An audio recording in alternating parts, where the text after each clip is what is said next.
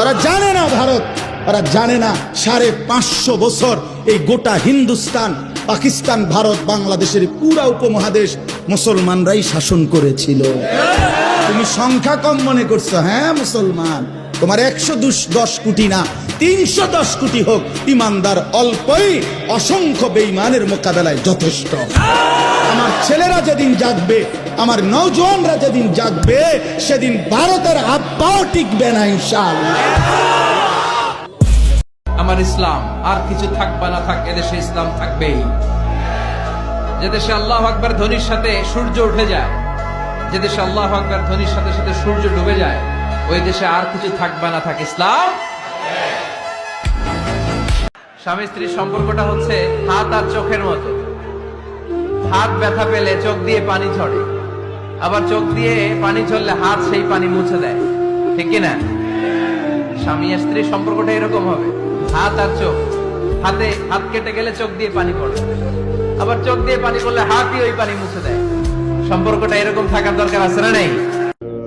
দেখেন, আল্লাহ পাক হেদায়েত এবং বুঝ সবাইকে দিবেন না। আল্লাহ যে আপনাকে কথাগুলো শোনার তৌফিক দিচ্ছেন, বোঝার তৌফিক দিয়েছেন, আপনার কান পর্যন্ত পৌঁছে দিয়েছেন, আপনি সৌভাগ্যবান। আল্লাহ পাক সবাইকে সুযোগ দিবেন না। 1999টা মানুষ জাহান্নামে যাবে, 1999টা মানুষ জাহান্নামে যাবে। এটা হাদিসে আসছে সহিহ বুখারীতে 4 বার। আর আল্লাহ পাক সূরা আরাফের 179 নম্বর আয়াতে ওটাও বলেছেন, ওয়ালাকাদ যারা'না লিজাহান্নামা কাসীরাম মিনাল জিন্নি ওয়াল ইনস। আমি সাক্ষ্য দিচ্ছি আল্লাহ এক ও অদ্বিতীয় এবং হযরত মুহাম্মদ সাল্লাল্লাহু আলাইহি সাল্লাম তার রাসূল। আমি এই বলি আল্লাহর রাস্তে ইসলামের পক্ষে তরবারি ধারণ করিব ইনশাআল্লাহ। ইসলাম শান্তিপূর্ণ ধর্ম। ইসলামে মারামারি, কাটাকাটি, হানাহানি, জুলুম, অত্যাচার, নিপীড়ন, বিশৃঙ্খলা পছন্দ করে না। এই কথাটা পুরো দুনিয়াবাসীর জন্য। যদি কথা হয় আমার ইসলামের বিরুদ্ধে, যদি কথা হয় আমার নবীর বিরুদ্ধে, যদি কথা হয় আমার রবের বিরুদ্ধে, সামনে তুমি যেই থাকো না কেন, বিন্দু পরিমাণ ছাড় দেওয়া হবে না। শুধু বিসমিল্লাহ বলবো আর গদ্দার নামাবো ইনশাআল্লাহ। আল্লাহকে পেতে হলে নামাজ লাগবে, নামাজ নাই আল্লাহ নাই। ওয়াস্তাঈনু বিস-সাবরি ওয়াস-সালাহ, তোমরা সবর এবং সালাতের মধ্য দিয়ে আল্লাহর সাহায্য প্রার্থনা করো। আমরা এই জন্য নামাজে বলি ইয়াকা না'বুদু ওয়া ইয়াকা নাস্তাঈন, আমরা শুধু আপনারই ইবাদত করি এবং আপনার কাছেই সাহায্য প্রার্থনা করি। আল্লাহকে পেতে হলে নামাজের কোনো বিকল্প নাই। যে ব্যক্তি নামাজ পড়ে না, আল্লাহর সাথে তার কোনো সম্পর্ক নেই। আপনি যে কোনো কিছু চাচ্ছেন, সেজদায় পড়ে আল্লাহর সামনে আত্মসমর্পণ করেই চাইতে হবে। আল্লাহ পাক কি বলেছেন? সেজদা করো, নিকটবর্তী হও। ব্যাখ্যা অনেক করা যায়।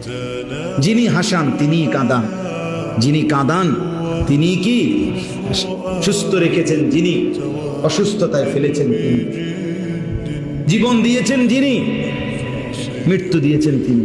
আমার বাবার মরণ যিনি দিছেন, আমারে আবার একটা ফুটফুটে সন্তান তিনি, ঠিক কিনা বলেন?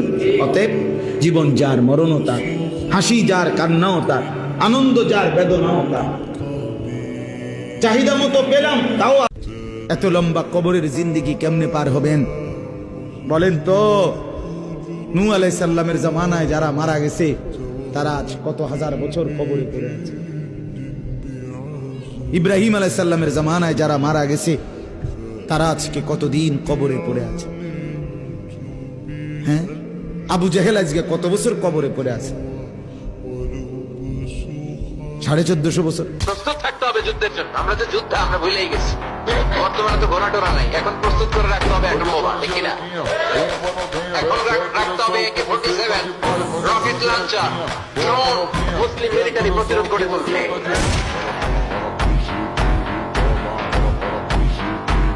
শীতকাল আসলেই সাহাবীরা বলতেন আহলান সাহলান, আহলান সাহলান, শীতকাল তুমি এসেছো, আলহামদুলিল্লাহ।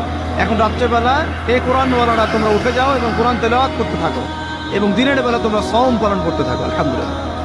তো শীতের রাতটা কাজে লাগাতে পারি না আমরা? রাতের একটা অংশ ঘুমিয়ে যাবেন, শেষ অংশে উঠে তাহাজ্জুদ পড়বেন এবং কোরআন তেলাওয়াত করবেন এবং আল্লাহর কাছে হাত তুলে দোয়া করবেন। ইনশাআল্লাহ শেষ অংশে, রাতের শেষ অংশে আপনি যে দোয়াই করবেন, আপনার রিজিক যদি হালাল হয়, ইনশাআল্লাহ কবুল হয়ে যাবে।